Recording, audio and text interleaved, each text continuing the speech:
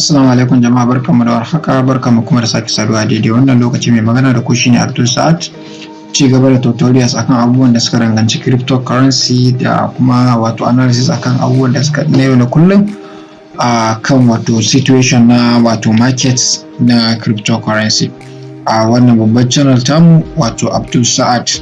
Ga wanda yake shine sababbin shigowa waɗannan YouTube channel ɗin tamu, muna mai wato faɗakar da ku akan cewa da Allah ku yi mana subscribe sannan ku danna alamar ƙarawa, saboda duk zarar mun ɗora dukkan waɗansu information za ku rinka samun su right away da zarar mun sa wani sabon shiri.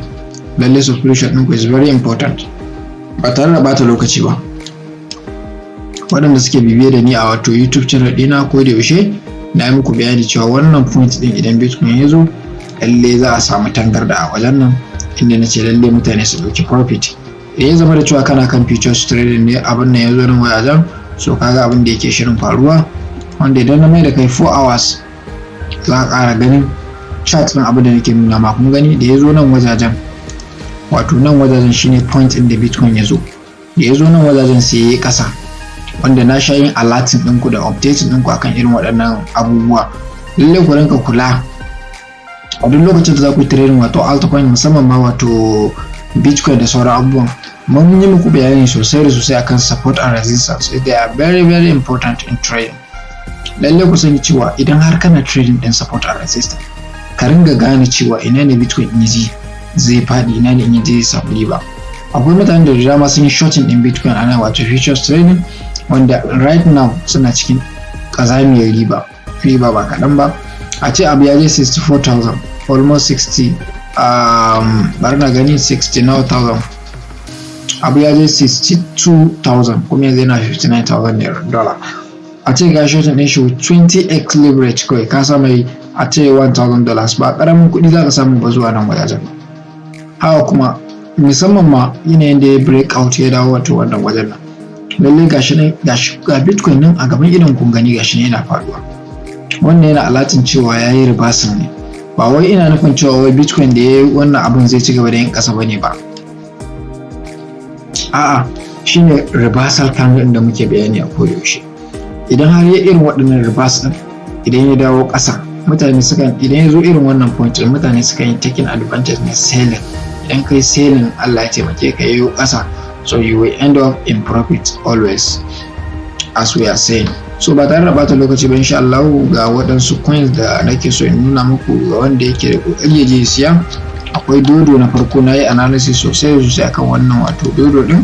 Bari na shiga in nuna muku shi, dodo USDT.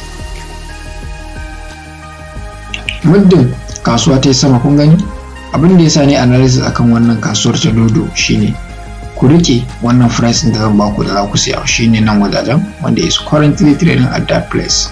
Kun ga wajen nan shine inda yake trading. Ko da ba a wannan point ba, a duk lokacin da ka samu wato wannan bidiyon nawa za ka yi ka saye shi. Dodo expected price da muke tunanin dodo zai iya zuwa a halin yanzu shine zai zo nan wajajen. First target din mu kenan akan dodo shine nan wajajen. Masu karamin investment, AS investment ba, za mu shiga wannan wato trading insha Allah. Za mu siya dodo.